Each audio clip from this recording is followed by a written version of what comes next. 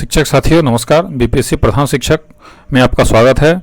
यह मंच CTET, UPTET, KVS और एनवीएस तथा बीपीएससी प्रधान शिक्षक का है।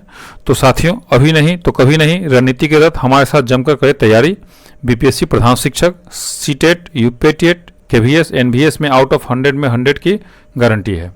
साथियों, अब हम लोग जो है कल जो हम लोगों ने प्रश्न पत्र की श्रृंखला को बनाया था 1 से 25 तक, और अगला जो 26 से 50 तक का श्रृंखला है वो आज जारी हो रहा है। तो आप जो ग्रुप में प्रश्न पत्र डाला गया था 1 से 50 तक का डाला गया था, तो अभी आज हम जो देखेंगे वो 26 से 50 तक का देखेंगे, 26 से 50 तक का। तो अगर हमारे ग्रुप से कोई व्यक्ति जुड़ना चाहते हैं तो हमारा व्हाट्सएप नंबर है 9973115257। दूसरा नंबर है 8581071208 अर्थात 99731 15 257 या 8581071208।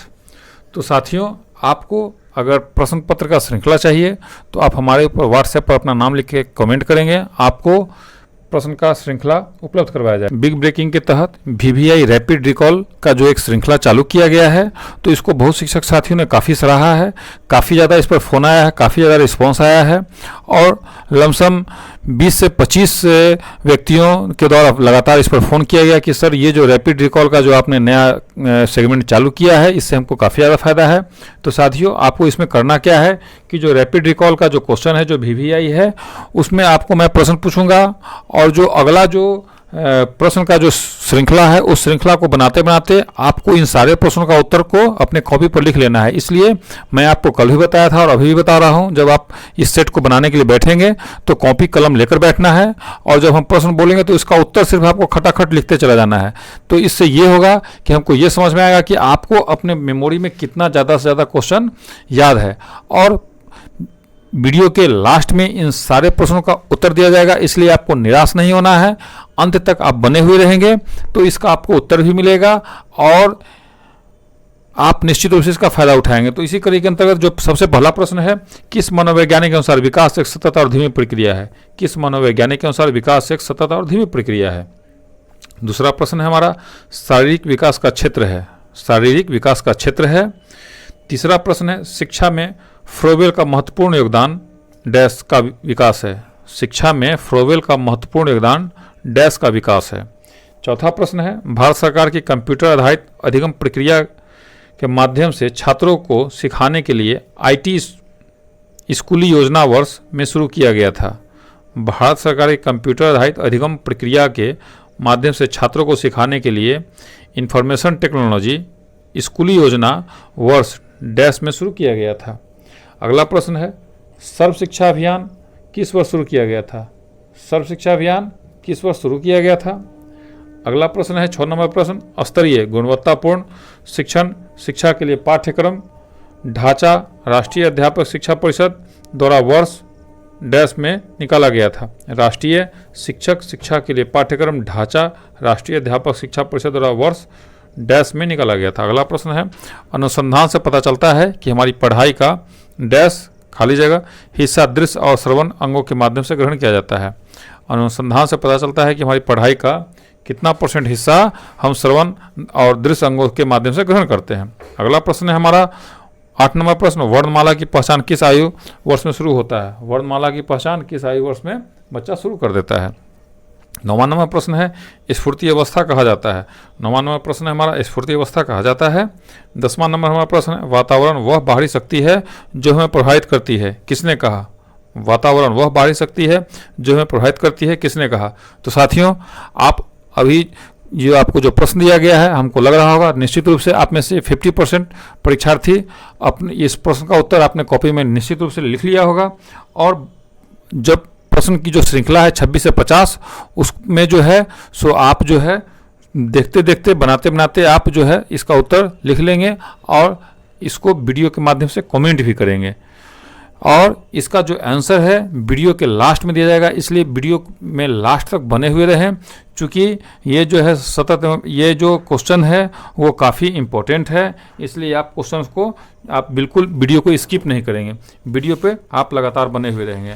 अब हम अपने प्रश्न की ओर चलते हैं, हमारा प्रश्न पत्र की अगली साथियों, तो अगले हम प्रश्न पत्र की श्रृंखला पे चलते हैं। चूंकि 1 से 25 तक का हमने उत्तर आपको जारी कर दिया था, कल जारी कर दिया था, और आज 26 से आगे का प्रश्न है।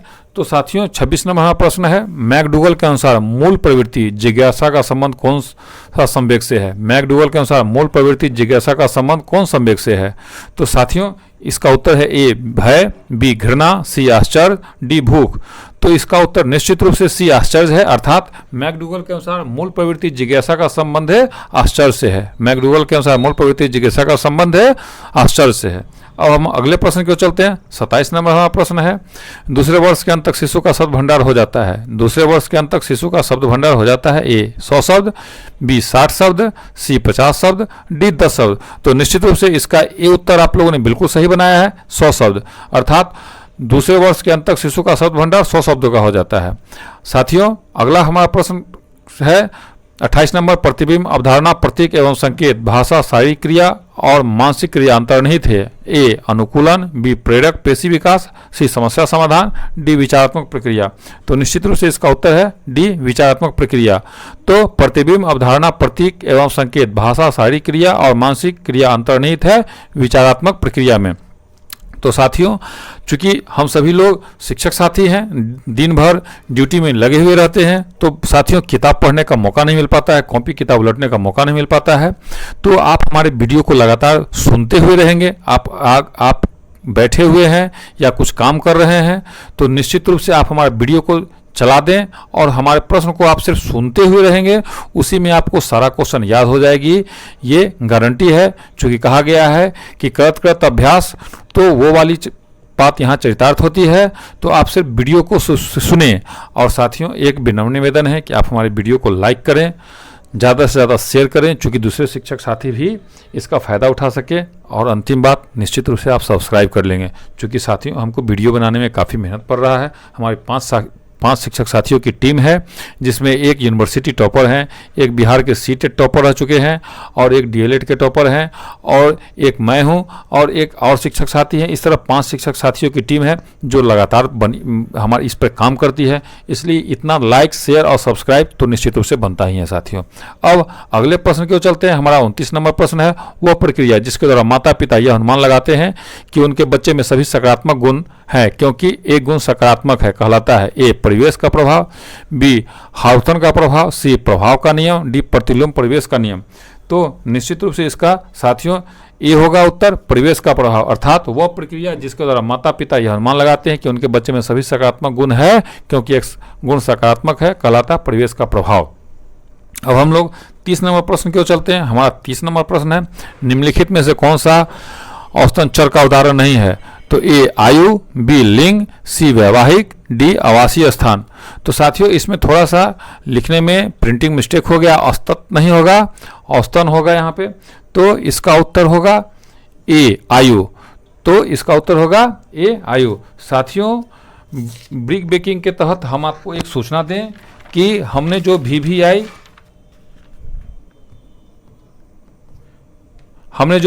क्वेश्चन का जो एक श्रृंखला जारी किया था, तो उसमें शिक्षक साथियों हमने एक बदलाव किया है कि हम जो आपके सामने जो एक क्वेश्चन रखेंगे, उस क्वेश्चन का जो आदमी हमको जवाब देगा या तो कमेंट के माध्यम से या फ़ोन के माध्यम से, और जो सबसे पहला जवाब देगा तो उसका मैं नाम बोलूँगा और वो नाम पूरे देश दुनिया में जाना जाएगा। तो सभी साथियों अपने नाम के लिए कुछ भी करने के लिए तैयार होते हैं। इसलिए साथियों जो जीके का क्वेश्चन है, और निश्चित रूप से जीके हमारे 10 नंबर का जीके का में प्रश्न आने वाला है, तो आप कमेंट के माध्यम से चाहे गलत ही उत्तर हो, आपको टेंशन नहीं लेना है कि हम गलत उत्तर देंगे तो परेशानी होगी। आप गलत हो या सही हो, आप कमेंट करें। तो कल हमारा प्रश्न था स्वच्छ भारत मिशन ग्रामीण के द्वितीय चरण को किस समय अवधि के दौरान लागू किया जाना है। प्रश्न था हमारा स्वच्छ भारत मिशन ग्रामीण के द्वितीय चरण को किस समय अवधि के दौरान लागू किया जाना है। तो साथियों इसका उत्तर है 2020-21 से 2024-25 तक। 2020-21 से लेकर 2024-25 तक। तो साथियों, ये हमारे एक जहानाबाद के शिक्षक हैं रवि सर, उन्होंने हमको फ़ोन करके इसका उत्तर वीडियो समाप्त होते ही जो है सो दिया था 2020-21 से 2024-25 तक। साथियों, इसका उत्तर है 2024-25 तक। तो साथियों, रवि सर हैं जहानाबाद से, उन्होंने हमको इसका जब वीडियो समाप्त हुआ तो फ़ोन करके वो हमको तुरंत बताएं कि सर इसका उत्तर ये होगा। तो साथियों, आपको फ़ोन करने का भी परेशानी नहीं लेना है, आप वीडियो को देखने के बाद यूट्यूब पर कमेंट कर दें या व्हाट्सएप पर जो है सो आप हमको सूचना दें, तो हमें बहुत अच्छा लगेगा कि आप सिंसियर होकर पढ़ाई कर रहे हैं। और इसी कड़ी के अंतर्गत आज हमारा जो दूसरा प्रश्न है, तो हम चाहेंगे कि आप इसका कमेंट के माध्यम से जो सबसे पहले जवाब देंगे या हमको फ़ोन के द्वारा बताएंगे तो मैं उनका कल नाम लूँगा। तो हमारा प्रश्न है, फिनलैंड में आयोजित खेलों में नीरज चोपड़ा ने कितने मीटर दूरी भाला फेंककर अपना सबसे लंबी दूरी का रिकॉर्ड बनाया? तो साथियों, ये भी जो है सो बहुत इम्पोर्टेंट है। फिनलैंड में नीरज चोपड़ा ने कितना मीटर लंबा दूरी भाला फेंका? ये सिंपल सा आप समझिए कि फिनलैंड में नीरज चोपड़ा ने सबसे लंबा दूरी जो भाला फेंका वो कितना मीटर लंबा था, भाला जो अपना फेंका वो कितना मीटर लंबा था।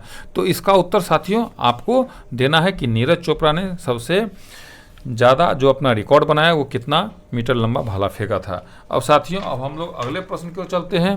जो हमारा अगला प्रश्न है 31 नंबर प्रश्न।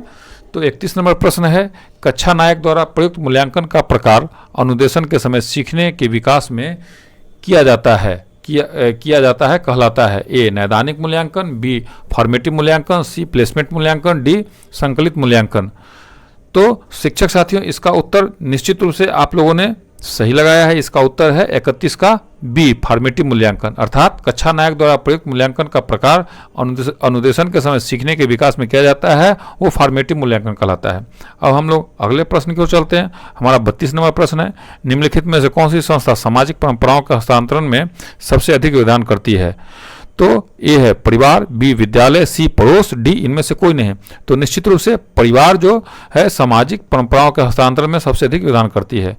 परिवार सामाजिक परंपराओं के हस्तांतरण में सबसे अधिक योगदान करती है। अब हम लोग 33वां नंबर प्रश्न है, बालक में अपराधी प्रवृत्ति के विकसित होने का मुख्य कारण क्या है? ए परिवार का वातावरण, बी अनुशासनहीनता, सी आर्थिक अभाव, डी दोषपूर्ण पाठ्यक्रम।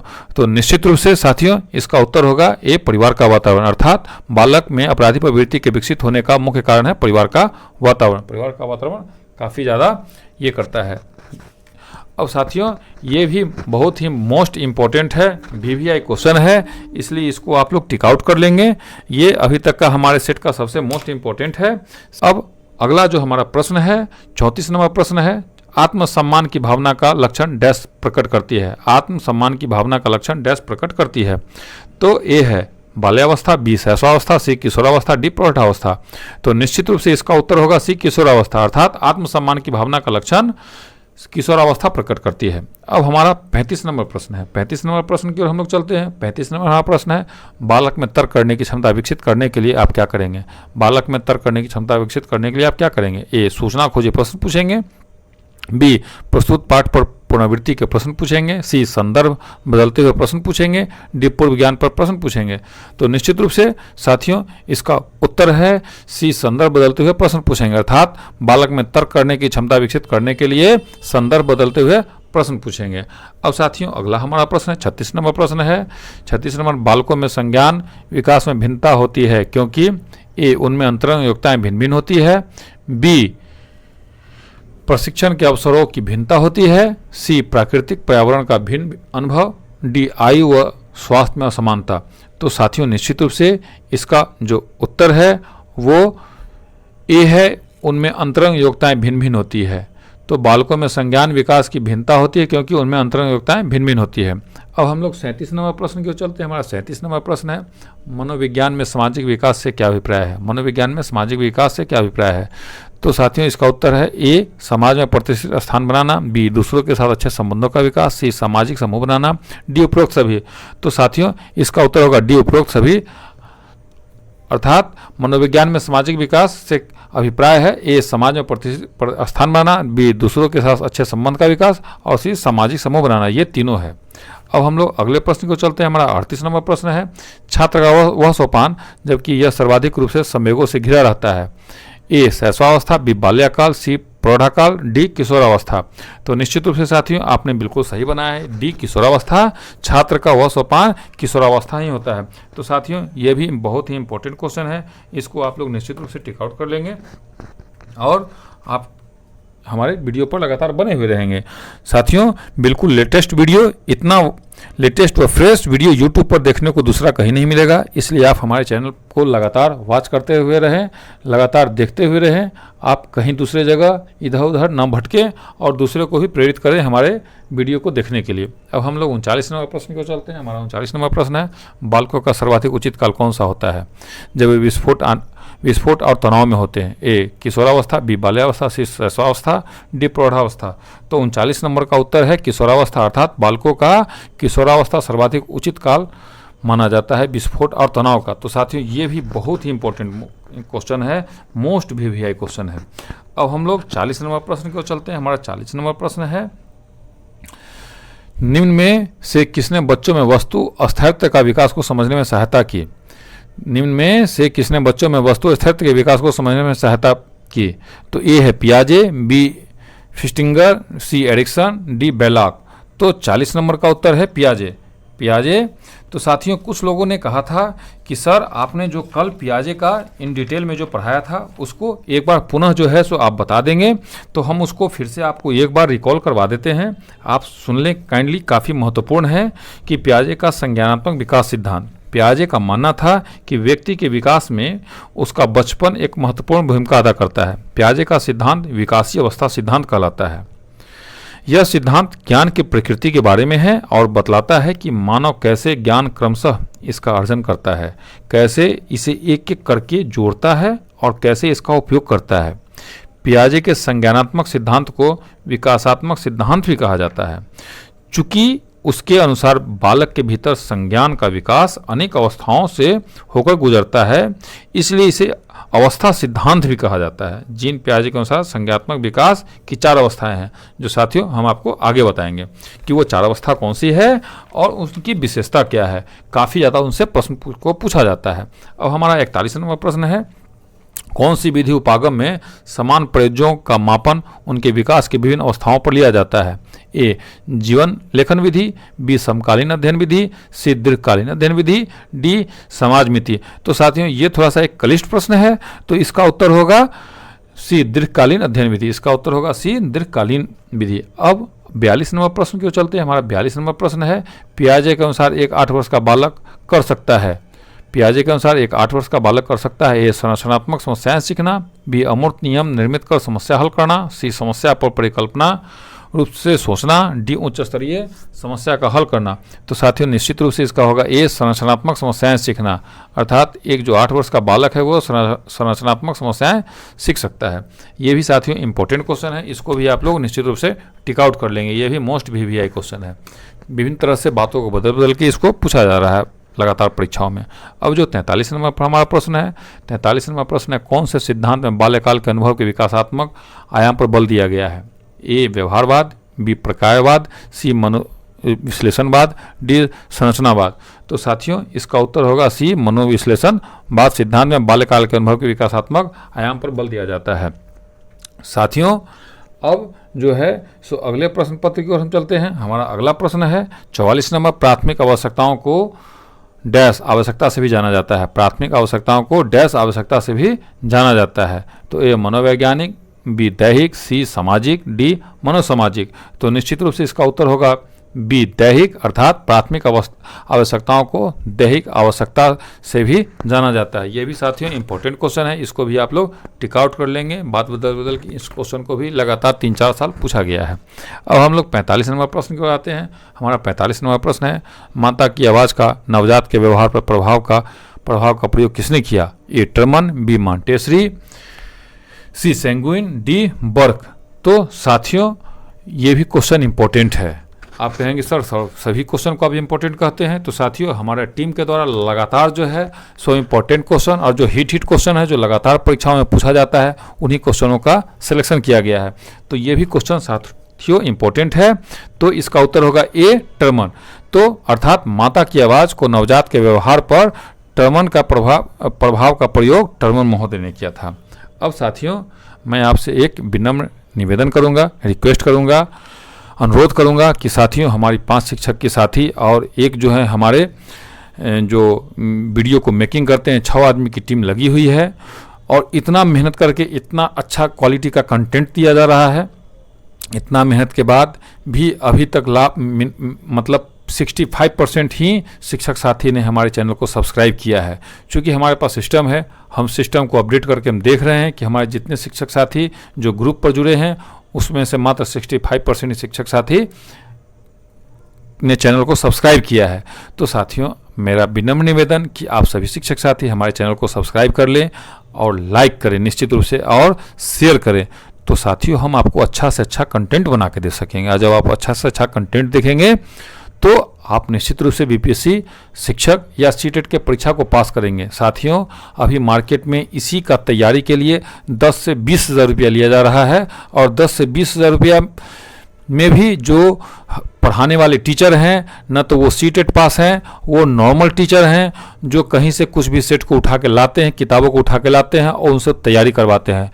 तो साथियों, आप कंपेयर कीजिए, आपको इतना उच्च क्वालिटी का कंटेंट दिया जा रहा है, इतना अनुभवी शिक्षकों की टीम है, और तब सिर्फ आपसे मांगा क्या जा रहा है गुरुदक्षिणा के रूप में, तो एक लाइक, शेयर और सब्सक्राइब मांगा जा रहा है। तो आपका फ़र्ज बनता है कि मैं आपसे अगर 1 लाइक मांगता हूं, 1 सब्सक्राइब मांगता हूं, तो आप 10-10 मांग दीजिए। धन्यवाद शिक्षक साथियों। अब हम लोग अगले प्रश्न की ओर चलते हैं। हमारा 46 नंबर प्रश्न है हमारा, बालक विकास की जीन पियाजे के सिद्धांत का आधार है। बालक विकास की जीन पियाजे के सिद्धांत का आधार है ए मनोविश्लेषण विकास, बी नैतिक विकास, सी मनोसामाजिक विकास, डी संज्ञानात्मक विकास। तो साथियों, निश्चित रूप से इसका उत्तर होगा संज्ञानात्मक विकास, अर्थात बालक विकास का जीन पियाजे का सिद्धांत का आधार है संज्ञानात्मक विकास। अब हम लोग अगले प्रश्न की ओर चलते हैं। 47 नंबर प्रश्न है, प्रत्यक्षात्मक व संवेगिक गतिगामक दक्षता परीक्षण हेतु आरंभ में किसने विधि का निर्माण किया? ए मॉन्टेसरी, बी मारिया, सी इडोऑर्ड, डी बिनेट। तो निश्चित रूप से इसका उत्तर होगा ए मॉन्टेसरी। साथियों, मैं भी मानव हूँ, मैं भी दिन भर ड्यूटी करके आता हूँ। हमारे जो 5 शिक्षक साथी हैं उसमें से 3 शिक्षक साथी ऑनलाइन जुड़ते हैं, और उसके बाद 5 शिक्षक साथी क्वेश्चन को, पैटर्न को बनाते हैं, उसको काट छाट किया जाता है। हो सकता है कि हमारे उत्तर बोलने में कहीं से कुछ मिस्टेक हो जा रहा हो या कुछ समस्या आ जा रहा हो, तो आप कमेंट के माध्यम से हमको सूचित करेंगे, तब हम अपना एक्यूरेसी का और कम ये करेंगे, सही करेंगे, और साथियों तब हमको अच्छा भी लगेगा कि आप गंभीरता से पढ़ रहे हैं। तो साथियों, अब हम 48 नंबर प्रश्न की ओर चल रहे हैं। बिल्कुल सेकेंड लास्ट हमारा प्रश्न है, पियाजे के अनुसार बच्चा अमूर्त स्तर पर चिंतन, बौद्धिक क्रियाएं और समस्या समाधान किस अवस्था में करने लगता है? तो ए पूर्व संक्रियात्मक अवस्था, बी मूर्त संक्रियात्मक अवस्था, सी औपचारिक संक्रियात्मक अवस्था, डी संवेदी पेशी अवस्था। तो निश्चित रूप से इसका उत्तर होगा सी औपचारिक संक्रियात्मक अवस्था। इसका उत्तर होगा सी औपचारिक संक्रियात्मक अवस्था। साथियों, हमने आपको वादा किया था कि पियाजे का जो 4 सिद्धांत है वो हम आपको पुनः रिपीट करवा देंगे। तो सबसे पहला जो इनका है संवेदी पेशी अवस्था, जो जन्म से 2 वर्ष का है। पहला है संवेदी पेशी अवस्था जो जन्म से 2 वर्ष का है। उसके बाद है दूसरा पूर्व संक्रियात्मक अवस्था जो 2 से 7 वर्ष का है। पूर्व संक्रियात्मक अवस्था 2 से 7 वर्ष। तीसरा है मूर्त संक्रियात्मक अवस्था 7 से 12 वर्ष। और चौथा है अमूर्त संक्रियात्मक अवस्था 12 से 15 वर्ष। और साथियों, इसका जो विशेषता है, तो संवेदी पेशी अवस्था जो जन्म से 2 वर्ष का है, उसका विशेषता है ध्वनि की ओर बच्चा आकर्षित होता है, स्पर्श की ओर आकर्षित होता है, रस एवं गंध का अनुभव प्राप्त करता है। अर्थात ध्वनि, स्पर्श, रस एवं गंध का अनुभव बच्चा प्राप्त करता है इसमें। दूसरा है हमारा पूर्व संक्रियात्मक अवस्था जो 2 से 7 वर्ष का है। उसमें बच्चा खेल, अनुकरण, चित्र निर्माण, भाषा का ज्ञान अर्जित करता है। अर्थात इसमें बच्चा खेलने लगता है, अनुकरण करने लगता है, दूसरों का देखा देखी करना शुरू करता है, चित्र निर्माण करना शुरू करता है, भाषा का ज्ञान अर्जित करना शुरू करता है। तीसरा अवस्था है मूर्त संक्रियात्मक अवस्था जो 7 से 12 वर्ष का है। इसमें बच्चा को संख्या बोध होता है, वर्गीकरण करना सीखता है, बच्चा क्रमानुसार व्यवस्था करना सीखता है, तर्क करना सीखता है, पर्यावरण के साथ अनुकूलन करना सीखता है। चौथा है जो अमूर्त संक्रियात्मक अवस्था 12 से 15 वर्ष। इसमें बच्चा तार्किक चिंतन करना शुरू कर देता है, समस्या समाधान की क्षमता उसके अंदर आ जाती है, परिकल्पना करना सीखता है। अब साथियों, इसी के साथ अगले प्रश्न की ओर हम लोग चलते हैं। हमारा जो अगला प्रश्न है 49 नंबर प्रश्न, सामाजिक आर्थिक मुद्दों में जूझ रहे उन बच्चों को जिनकी प्रतिभा प्रभावित हो सकती है को सहायता करता है। सामाजिक आर्थिक मुद्दों में जूझ रहे उन बच्चों को जिनकी प्रतिभा प्रभावित हो सकती है को सहायता करता है। ए स्व अधिगम मॉडल, बी विभेदित निर्देशन, सी पाठ्यचर्या का विस्तार, डी संज्ञानात्मक वर्गीकरण। तो साथियों इसका उत्तर होगा ए स्व अधिगम मॉडल, अर्थात सामाजिक आर्थिक मुद्दों में जूझ रहे उन बच्चों को जिनकी प्रतिभा प्रभावित हो सकती है को स्व अधिगम मॉडल सहायता करती है। अब साथियों बिल्कुल अंतिम प्रश्न की ओर चल रहे हैं, जो हमारा बिल्कुल अंतिम प्रश्न है। एक बालक जिसकी बुद्धि लब्धि 105 है उसे वर्गीकृत किया जाएगा। तो ए है श्रेष्ठ बुद्धि, बी सामान्य से अधिक बुद्धि, सी सामान्य बुद्धि, डी मंद बुद्धि। तो निश्चित रूप से इसका उत्तर होगा ए सामान्य बुद्धि।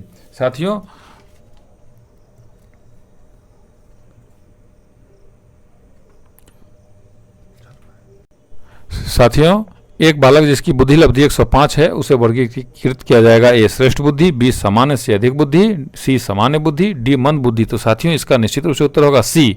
सी इसका उत्तर होगा, सी सामान्य बुद्धि, सामान्य बुद्धि।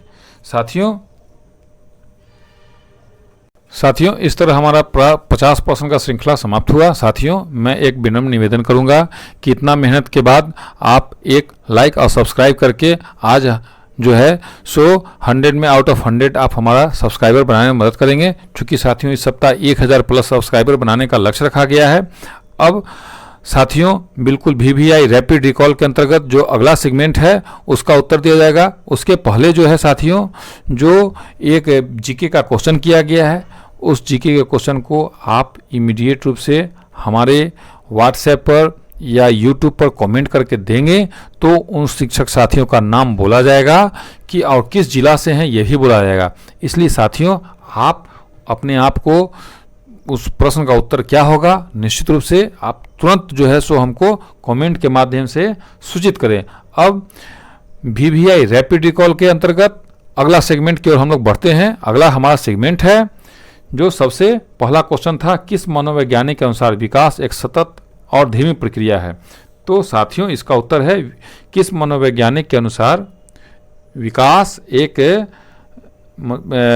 एक सतत और धीमी प्रक्रिया है। तो साथियों इसका उत्तर होगा स्किनर के अनुसार विकास एक सतत और धीमी प्रक्रिया है। साथियों अगला प्रश्न था हमारा शारीरिक विकास का क्षेत्र है। शारीरिक विकास का क्षेत्र है क्या? स्नायुमंडल, अर्थात शारीरिक विकास का क्षेत्र है स्नायुमंडल। अब हमारा अगला जो प्रश्न था, शिक्षा में फ्रोबेल का महत्वपूर्ण योगदान डैश का विकास है, अर्थात शिक्षा में फ्रोबेल का महत्वपूर्ण योगदान क्या था? तो किंडरगार्टन पद्धति। किंडरगार्टन पद्धति उनका जो है सो फ्रोबेल महोदय का प्रमुख योगदान था, किंडरगार्टन पद्धति। अब हम लोग चौथा प्रश्न की ओर चलते हैं। भारत सरकार की कंप्यूटर आधारित अधिगम प्रक्रिया के माध्यम से छात्रों को सिखाने के लिए इंफॉर्मेशन टेक्नोलॉजी स्कूली योजना वर्ष में शुरू किया गया था। तो निश्चित रूप से साथियों ये भी बहुत VVI क्वेश्चन है। 2004 में शुरू किया गया था, अर्थात जो IT से संबंधित जो काम शुरू किया गया था भारत सरकार के द्वारा वो 2004 में शुरू किया गया था। अब साथियों अगला प्रश्न था, सर्व शिक्षा अभियान किस पर शुरू किया गया? तो साथियों ये भी बहुत ही मोस्ट इम्पोर्टेंट क्वेश्चन है कि सर्व शिक्षा अभियान 2001 में शुरू किया गया था। सर्व शिक्षा अभियान 2001 में शुरू किया गया था। अगला जो हमारा क्वेश्चन था, स्तरीय गुणवत्तापूर्ण शिक्षा के लिए पाठ्यक्रम ढांचा राष्ट्रीय अध्यापक शिक्षा परिषद द्वारा वर्ष में निकाला गया था। तो साथियों 1998 में निकाला गया था, 1998 अर्थात स्तरीय शिक्षा के लिए पाठ्यक्रम ढांचा राष्ट्रीय अध्यापक शिक्षा परिषद द्वारा वर्ष 1998 में निकाला गया था। अब 7वां नंबर प्रश्न है, अनुसंधान से पता चलता है कि हमारी पढ़ाई का खाली जगह हिस्सा दृश्य और श्रव्य अंगों के माध्यम से ग्रहण किया जाता है। तो साथियों दृश्य और श्रव्य के माध्यम से 85% हिस्सा ग्रहण किया जाता है, अर्थात अनुसंधान से पता चलता है कि हमारी पढ़ाई का 85% हिस्सा दृश्य और श्रवण अंगों के माध्यम से ग्रहण किया जाता है। अब हम लोग अगला प्रश्न 8 नंबर प्रश्न को चलते हैं। 8 नंबर हमारा प्रश्न है, वर्णमाला की पहचान किस आयु वर्ष में शुरू होता है? तो वर्णमाला की पहचान 3 वर्ष की आयु से शुरू हो जाता है, 3 वर्ष की आयु से। अब हमारा अगला नंबर प्रश्न है, स्फूर्ति अवस्था कहा जाता है। स्फूर्ति अवस्था कहा जाता है बाल्यावस्था को, स्फूर्ति अवस्था बाल्यावस्था को कहा जाता है। अब 10 नंबर प्रश्न है, वातावरण वह बाहरी शक्ति है जो हमें प्रभावित करती है, किसने कहा? वातावरण वह बाहरी शक्ति है जो हमें प्रभावित करती है, किसने कहा? रास ने।